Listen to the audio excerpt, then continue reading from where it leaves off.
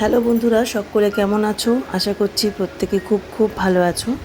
সকালবেলা যেসব কাজ দিয়ে শুরু করি, আজ ব্লগটা সেই দিয়েই শুরু করছি। সকালবেলা উঠে এসেছি 3 তলায়, আর এসেই চাটা বসিয়ে দিয়েছি ওদিকে।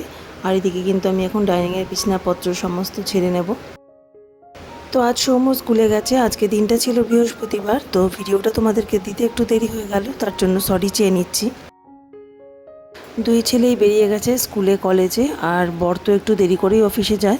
তো সৌম্যকে স্কুলে দিয়ে চলে এলো, আর এখন দোতলায় শুয়ে আছে একটুখানি। ওর শরীরটা বেশ অনেকদিন ধরেই ভালো নেই, তো হসপিটালে ভর্তিও হয়েছিল, তো সেখান থেকে বাড়ি এসছে, কিন্তু এখনও কিন্তু ওর শরীরটা পুরোপুরি সারেনি। আর এখন কৌটায় বিস্কুটগুলো সব ঢেলে রাখছে।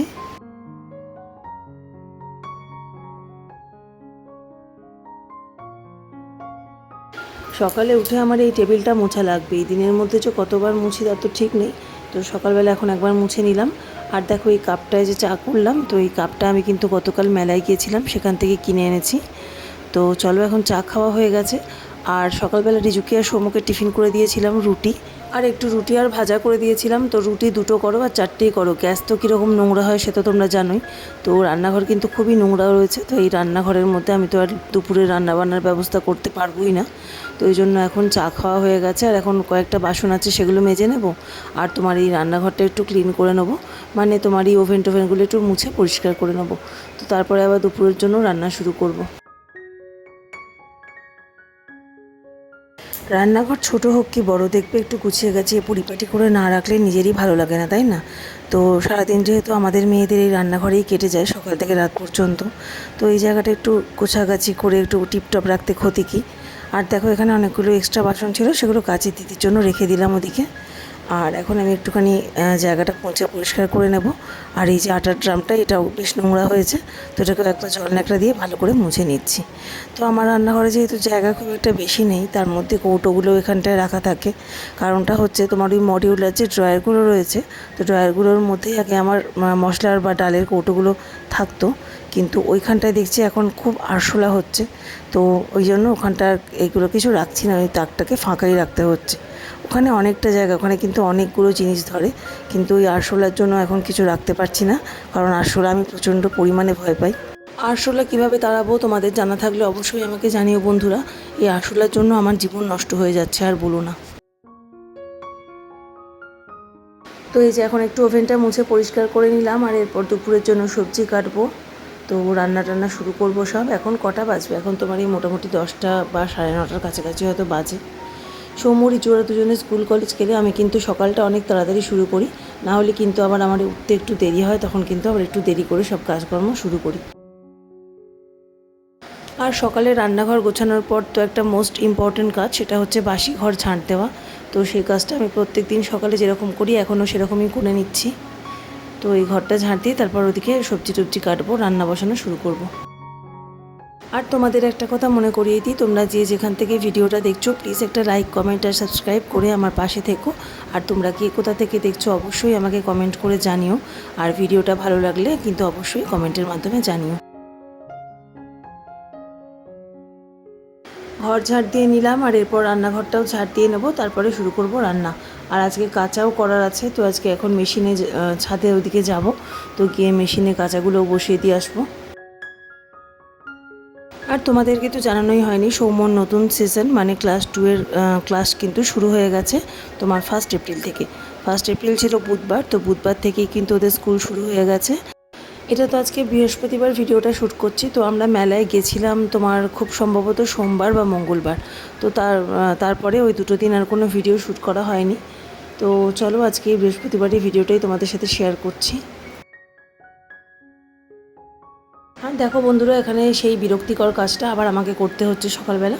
কি বলো তো, এই যে জামা কাপড় ভাঁজ করা, এই কাজে যে আমার কি অ্যালার্জি।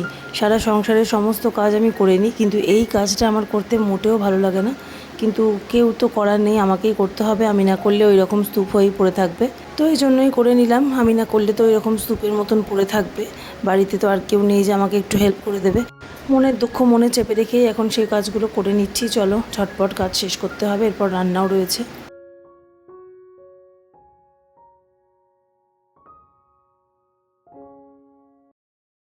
বন্ধুরা, এখানে 1 প্যাকেট মাশরুম আনা হয়েছিল, তো মাশরুমটা সিদ্ধ করে রাখছি, এটা রাতে করব আমাদের। আর এখানে একটু সবজি বার করে নিয়েছি। এখানে রয়েছে পটল, ডাঁটা, টমেটো। পটলের তরকারি করব আর ডাঁটাটা ঝাল করব। আর এখানে একটু কুমড়ো কাটা রয়েছে, কুমড়োটা ভাজা করব। তো চলো রান্না শুরু করে দিই। 1 প্যাকেট মাশরুম এনেছে গতকাল রাতে বর। তো মাশরুমটার কোয়ালিটি খুব একটা ভালো না, একটুখানি মানে কালচে কালচে দাগ ছিল। তো ওই জন্য এটাকে আর বেশি দিন ফেলে রাখবো না। তো ওই জন্য বয়েল করে আজকেই করে নেবো। আর ওর তো পেটের অবস্থা খুব একটা ভালো না, তো মাশরুম টাশরুম খাবে না। ওকে অন্য কিছু একটু বানিয়ে দেবো রাতের জন্য। আর গতকাল কি যেন করেছিলাম রাতে মনে পড়ছে না, তো সেই তেলটাই কড়াইতে ছিল ঢাকা দেওয়া, তো সেই তেলের মধ্যেই কুমড়োটা এখন ভেজে নিচ্ছি।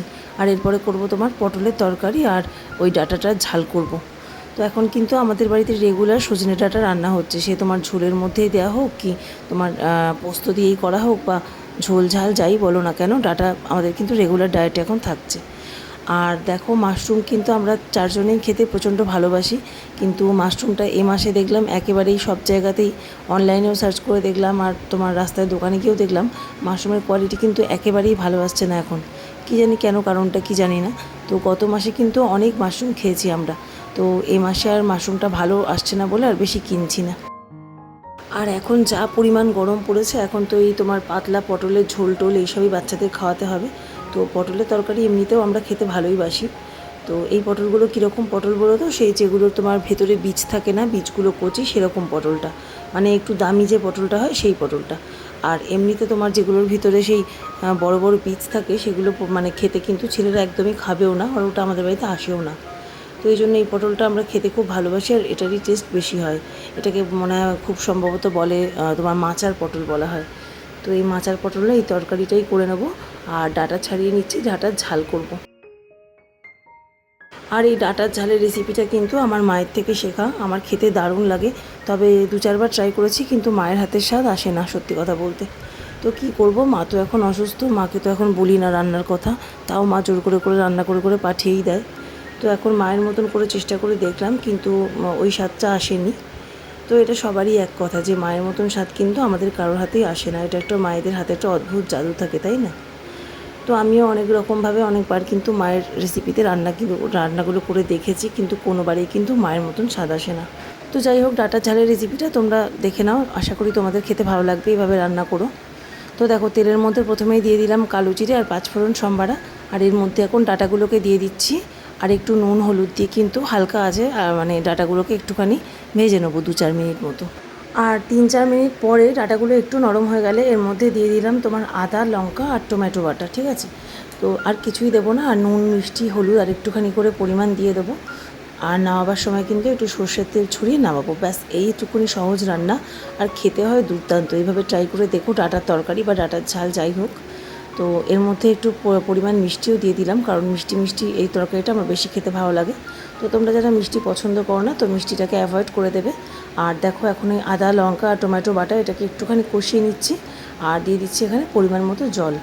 তো এটা ফুটে উঠে একটু ঘন হয়ে গেলেই কিন্তু আমাদের ডাঁটার ঝাল রেডি।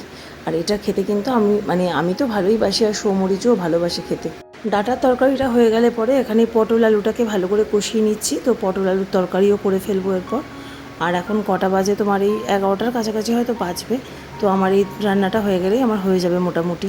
আর রাতে কি করব সেটা রাতে ভাববো, এখন আর কিছু করব না, এত গরম লাগছে।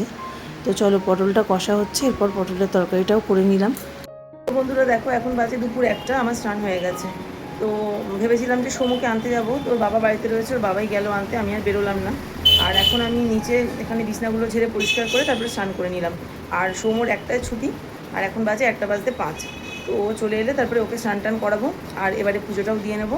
তো চলো এরপর আরও কী কী করি তোমাদের সাথে শেয়ার করবো, সঙ্গে থাকো, দেখতে থাকো। আর দেখো বন্ধুরা, তোমাদের তো আমার টগর গাছটা দেখিয়েছি, তো টগর গাছে কিন্তু এখন বেশ অনেকগুলো করে ফুল হচ্ছে। তো এখন প্রায় 8-10টার কাছাকাছি ফুল হচ্ছে, তো এই জন্য কিন্তু বেশ কয়েকটা ফুল নিয়ে এসেছি, ঠাকুরকে পুজো দিলাম ফুল দিয়ে। গুড ইভিনিং বন্ধুরা, এখন বাজে বিকেল 5:30। আর সৌম্য গেল আঁকার স্কুল ওর বাবার সাথে, আর আমি শুয়েছিলাম। আর এখন একটুখানি উঠে বসলাম। তো এখন সেরকম কোনো কাজ নেই বিকালে, এখন একটু বসে বসে ফোন দেখবো। তারপরে 6টা 6:30 ওর ছুটি, তো ও আসলে তারপরে ওকে নিয়ে ওপরে যাব, তারপরে সন্ধ্যেবেলার কাজকর্ম শুরু করব।